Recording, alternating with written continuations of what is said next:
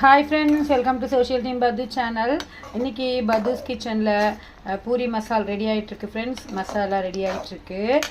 சப்பாத்தி பூரி ரொம்ப நாள் ஆச்சு நம்ம பத்துஸ் கிச்சனில் சப்பாத்தி பூரி போட்டு.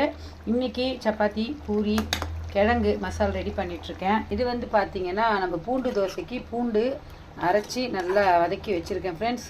பார்த்திங்களா எப்படி இருக்குது? தோசை வந்ததுன்னா இதை போட்டு பூண்டு தோசை செஞ்சிடலாம். சப்பாத்திக்கு மாவு பிசைஞ்சு வச்சுருக்கேன் ஃப்ரெண்ட்ஸ். சூப்பராக ரொம்ப சாஃப்டாக இருக்குது. ஆர்டர் வந்ததுன்னா நம்ம கொடுத்துடலாம். மிளகாவும் பச்சை மிளகாவும் சின்ன வெங்காயமும் எடுத்து வச்சுருக்கேன் சட்னிக்கு. சாம்பார் ஆல்ரெடி நல்லா மணக்க கொதிச்சு இருக்குது. கொத்தமல்லி தூவணும். இதான் இன்றைக்கி பத்துஸ் கிச்சனோட recipe friends. Hi friends, welcome to social team Pathu channel. இன்றைக்கி பத்துஸ் கிச்சனில் பூரி மசால் ரெடி ஆகிட்டுருக்கு ஃப்ரெண்ட்ஸ். மசாலா ரெடி ஆகிட்டுருக்கு. சப்பாத்தி பூரி ரொம்ப நாள் ஆச்சு நம்ம பத்துஸ் கிச்சனில் சப்பாத்தி பூரி போட்டு. இன்றைக்கி சப்பாத்தி பூரி கிழங்கு மசால் ரெடி பண்ணிகிட்ருக்கேன். இது வந்து பார்த்திங்கன்னா நம்ம பூண்டு தோசைக்கு பூண்டு அரைச்சி நல்லா வதக்கி வச்சுருக்கேன் ஃப்ரெண்ட்ஸ். பார்த்திங்களா எப்படி இருக்குது? தோசை வந்ததுன்னா இதை போட்டு பூண்டு தோசை செஞ்சிடலாம்.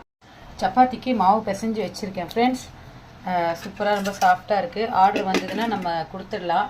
மிளகாவும் பச்சை மிளகாவும் சின்ன வெங்காயமும் எடுத்து வச்சுருக்கேன் சட்னிக்கு.